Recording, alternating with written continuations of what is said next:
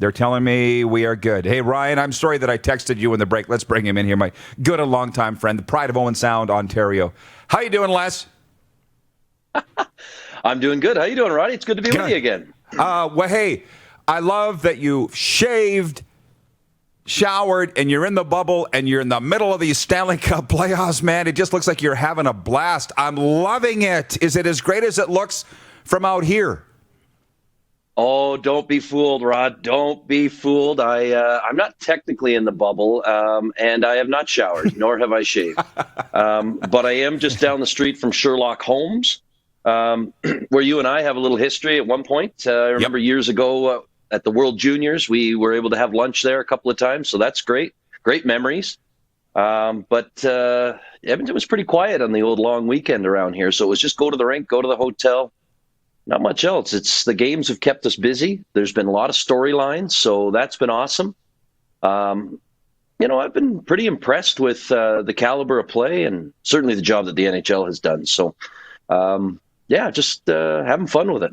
Well, that's what I keep hearing is everybody's impressed with the job the NHL did. But my brain stopped at Sherlock Holmes. Do they still have shepherd's pie on the menu there? And are they allowing me back in yet? 2 questions for you. I wasn't sure where you wanted to go, so I thought I'd just tee you up with that one. But not sure what kind of a show this is. But no, you're still not allowed back in.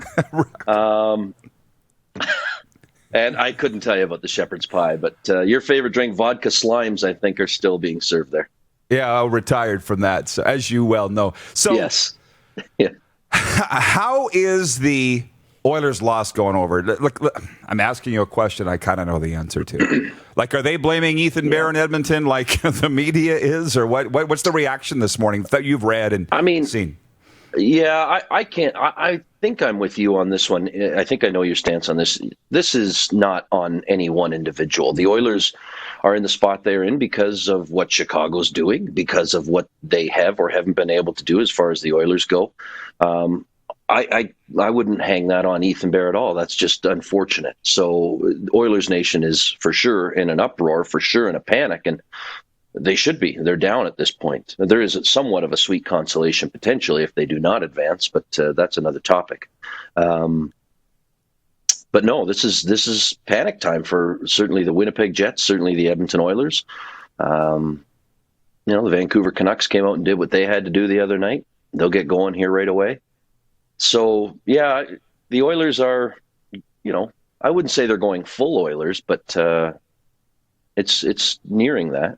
Well, think of this. What a time to be alive. Flames, Oilers, Jets, Canucks, all in the playoffs. And before I move to the Flames-Jets series, I'm going to bring in Derek. By the way, I love your jersey. I love your sweatshirt. Why? I grew up a Habs fan. Really?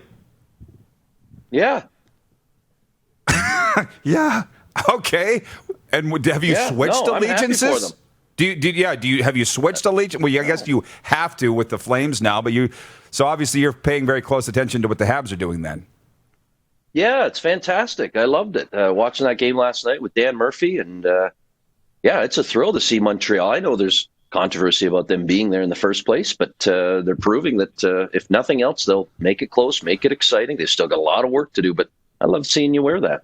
Oh, man. Well, it's a topic that actually, since you're on with me, we should bring up. I mean, some are saying let's keep this format moving ahead, 24 teams, and I'm actually okay with it. And then do all these 16 teams count that they're in the playoffs? For instance, the 8 that lose, can they say they made the playoffs? The Coyotes are saying it, right? They're like, we have made the playoffs for the first time since 2012. And I'm like, you know what? Let them. So what's your take on that? This format moving ahead, and do all 16 teams get to say they made the playoffs? What do you think? I don't know. I see why people might like this. I just think myself, I want to get kind of back to normal a little bit on this, and who knows when that happens. This is the perfect scenario in my mind for where we are right now in weird old 2020. I'll take this. And a tournament format, I know it's tough without the fans, but I'd take it at this point. I don't know if I want to go this route going forward, but I see some merit in it. As far as saying you're in the playoffs, you're in the postseason. Are you in the playoffs? It feels that way, to be honest with you, Rod. It does feel that way. I get it. We're splitting hairs a little bit with that, but I think at this point teams feel this is the postseason or the playoffs because they'll go home if they don't advance. Well, of course, but there's mixed messages because the NHL's saying Jordan Eberle's scored 8 goals in his first 10 playoff games for the Oilers. So the NHL's saying these are playoff games, and I'm okay with it. Let's just get a definitive ruling. Yeah, that's I all. am too. Yeah, Dougal Cameron's watching in Calgary. Yeah, he says the Canadiens hoodie makes you look fat, Rod. Well, I am fat, so that's why. Before we move on to Flames Jets, Dupes, ask him about Kirby Dach. Your thoughts. Well, is he been as good as it's coming across on the screen? Because I am with you. He's taken big steps. Yeah. I'm totally with you. And it's neat because I don't get predictions right ever in my life. But I did have a conversation on a couple of shows and certainly within our media circles. He was the player for me that I wanted to watch. He was the player that was just intriguing because he's young and his growth, his maturity as a player, as a young man. I wanted to see how far he'd come. And now we're starting to see it. And even when he's not, doing something that ends up on the score sheet, I'm liking his physical play, his dominance. He's involved. I think this is a player. I think they've really found somebody in Kirby Dach, and he's a great little complementary piece to what you have to wonder, is this going to be his team one day? And it certainly looks like it. He's been a lot of fun to watch for a young player. Well, it's amazing that Blackhawks fans booed their team when they drafted Kirby, 3rd overall, right? I'm like, you guys have not seen him play a game. You're just going off some dummy's analysis of what's coming to Chicago and Kirby, but we've seen him. We've seen him take over games in the WHL. He's got a huge frame, always has, and he's just now filling it out, and it's fun to watch. Yeah. Yeah, but looks like he's beefing up a little bit. Right. But Flames, Jets, Les, series has not gone the way I thought. I had Jets in 4. Calgary looks good. What's your take? They've played well. Game 1, they were dialed in. Game 2, full marks to Winnipeg, who came out again, second time in that series at that point that they had scored first. But they're just so beat up, Winnipeg is right now. We don't know. I don't think the Jets are going to have an availability today. We'll see. But the Flames will, so we'll catch up with them. And that last game was probably, Rod, their most complete game that we've seen in a while, not just playoffs. I mean, going back into the regular season. And they're hitting. They're getting some depth scoring. And the special teams has been pretty good throughout. They're also getting top-line scoring, which was the big criticism. Can Johnny Gaudreau get going? Can Sean Monahan contribute? Where is Matthewchuk?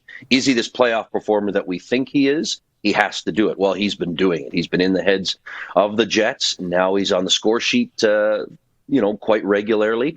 Getting the goal was important. They've had good goaltending. That's very quietly been a story where Cam Talbot has been just as good, if not better, than Connor Hellebuck, who had some pretty strong comments after the game, saying that the Flames will have to claw and scratch to win this and close this thing out. It makes sense. The Jets are right. Connor Hellebuck's correct on that. There is nothing that's going to come easy. Just a little bit of interaction with some of the players who want to keep the pedal down, so to speak, with the way that they've been playing. So they don't want to change too much from Game 3. They certainly don't want to take that step back like they did in Game 2.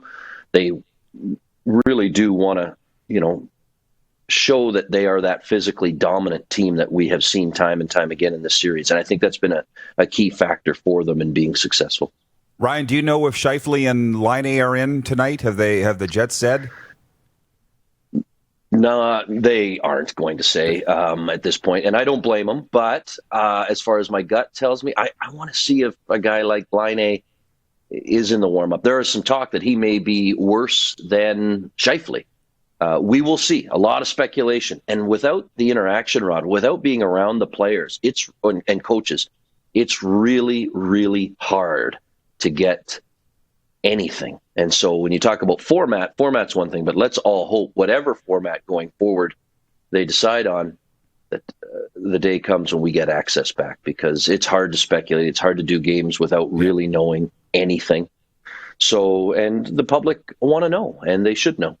Yeah, then there's a lot of fake news out there. That's the thing. Hey, lastly, I think we only have a minute, but do you run around having to defend Matthewchuk like the way I know you defend me to Calgarians that hate me, and you're like, no, he's not that. If you knew him, you'd love him. I know you're saying that on my behalf. Are you saying that about Matthewchuk to people that don't know him, or is it even true? If you knew him, you'd like him. What's he like? Oh, he's a good young kid, and I think people understand. I think I want to give fans credit, people credit, because they do understand at this. It's not like, he's just this pain in the butt and we hate him. No, they understand that that's his role. People get it. And if they don't, they're just, completely playing up the fandom. But they understand that he's going to get under the skin of his opponents. And every fan of no matter what team wants him on their team. He is effective. He's fearless. I walked into the rink the other day to do the game with Louis DeBrusque, and we were just kind of talking about Matthew and just, Louis was comparing it, how he knew he had to answer the bell all the time in his career and how that can affect the way you play, knowing that you have to play a certain role and that everybody's either gunning for you, you're going to take a hit, or Matthew has to keep his head on a swivel at all times, and it doesn't slow him down. He just does not care, Rod. You'd love him. He's a throwback, and you'd want him on whatever team you root for. So he is a throwback. It's just who he is. It's ingrained, and he's a good kid who does a lot in the community for the Flames. So I don't know if you don't like his antics. I get it, but he's a hockey player, and he's a darn good one. I feel that, and I get that sense, but I temper it as you're the Flames guy, but you know him personally, and I'm sure I would love him. Mm-hmm. But Paul Maurice doesn't. Zach Kassian doesn't. I also understand what you're saying. Tkachuk's an all-star, and he's going to be around this league for a long time, and he's having an effect in this series, so everybody would take him. But I'm telling you, Les, from the outside, it's a Marchand, Ken Linsman, that kind of feeling, right? You get that.